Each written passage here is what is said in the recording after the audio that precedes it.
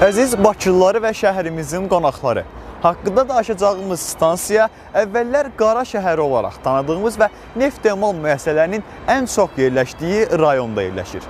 Hazırda isə burada Ağşəhər layihəsi həyata keçirilir və gələcəkdə buranın Bakının ən müasir yaşayış məskənlərindən olması planlaşdırılır.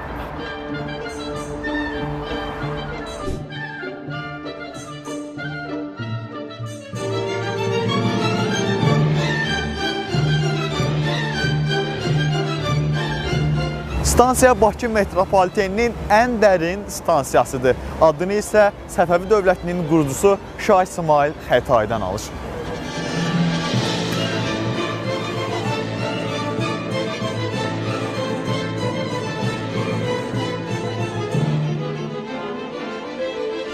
...2014-cü ildə stansiyada əsaslı təmir işlərinə başlanılır.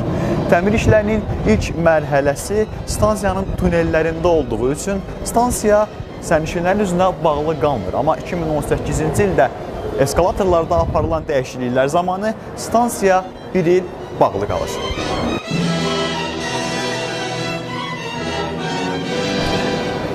Stansiyanın giriş dəhlizində və orta vestibülün sonunda Şah İsmayıl Xətai və onun əsərləri adlı kompozisiya yer alır.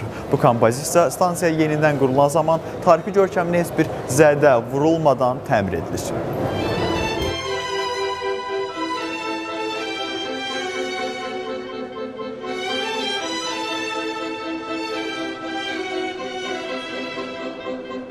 Stansiyaya çatan qatarlarda Fikrət Əmirovun Min bir gecə əsəri səslənir.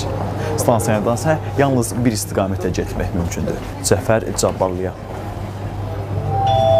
Qapılar bağlanır. Növbəti stansiya Cəfər Cabbarlı.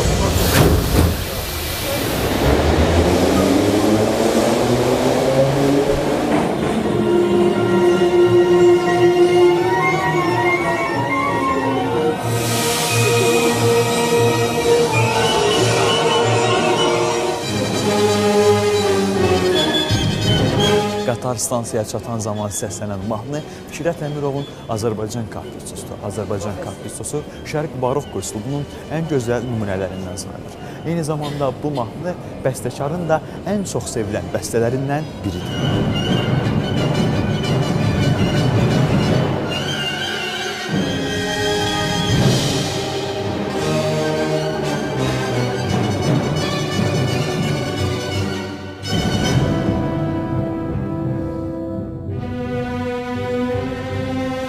Stansiyanın giriş dəhlizinin sonunda bizi Cəfər Cabbarlı və Qəhrəmanlar adlı Qarelyef qarşılayır.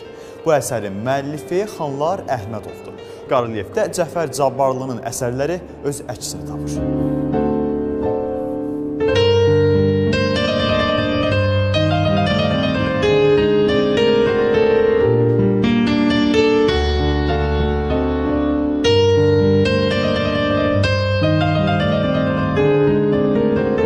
Cəfər Cabbarlı və 28 may metro stansiyalarını birləşdirən yeraltı keçidlər mövcuddur. Bu keçidlər müxtəlif istiqamətlərdən gəlib, yerin altından çıxmadan Xətai istiqamətinə getmək istəyənlər üçün keçid rolu oynayır.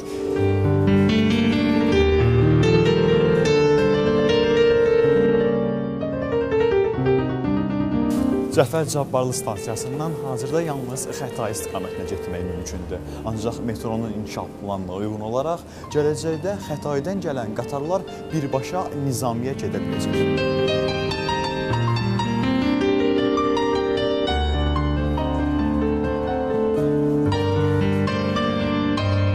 Əziz Bakılılar və şəhərimizin qonaqları, bugün biz sizə Cəfər Cabbarlı və Şah İsmayıl Xətai stansiyalarından danışdıq.